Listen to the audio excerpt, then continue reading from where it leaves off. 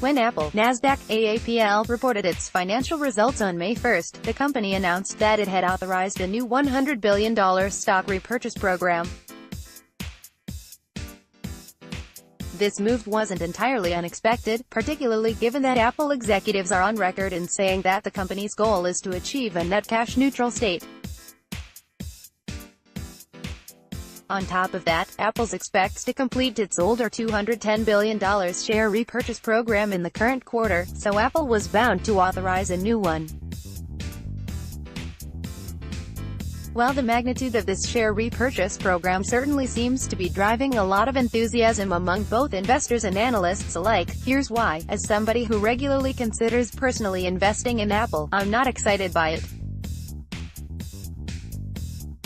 Image source: Apple. Share buybacks are financial engineering. When I buy shares in a company, it's because I believe that the company's fundamental business performance is set to improve.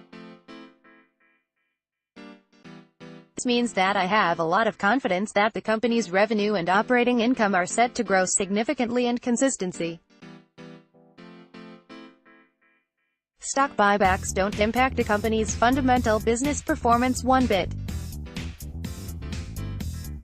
What they do is they, ideally, reduce the number of shares outstanding, which boosts earnings per share, since the company's net income is split between fewer shares. Stock buybacks also introduce demand for a company's shares. Since a company's stock price is governed by supply and demand, increasing demand for a fixed level of supply should, in theory, push the share price up higher.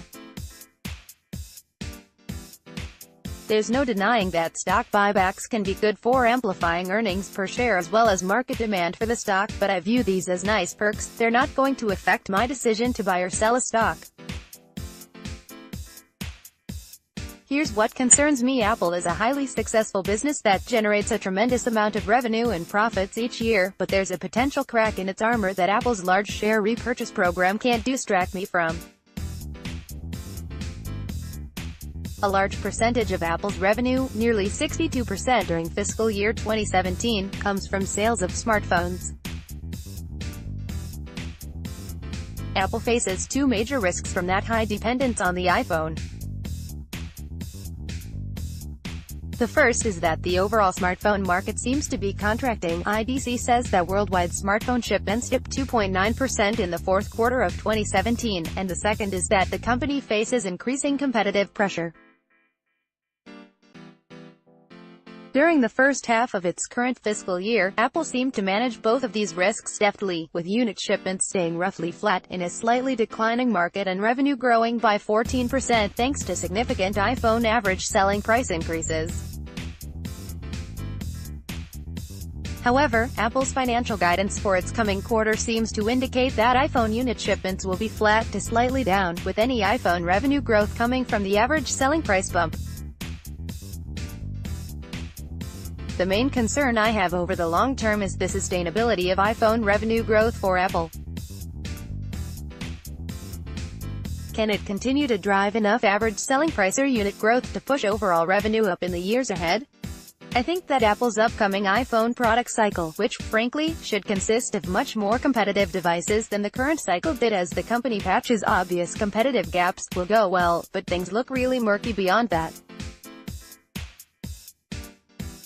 Apple can, of course, look to other segments for revenue and profit growth like its services business, a segment that's Apple's second largest by revenue and grew by 31% last quarter, and even its other products business, which consists of the Apple Watch, accessories, and other such products, which saw 38% year-over-year revenue growth last quarter.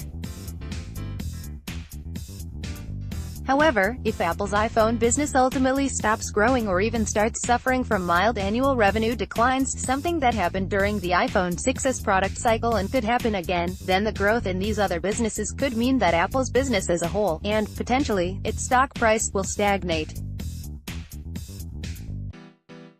A stagnant technology company is hardly the best place an investor can put their cash. It all comes down to this for me: if I can gain confidence that Apple's iPhone business has many years of reasonable revenue growth ahead of it, then I'd probably be willing to hop on board for the long term. If I can't get that confidence, then a $100 billion or even a $200 billion stock buyback won't be enough to get me interested in the stock.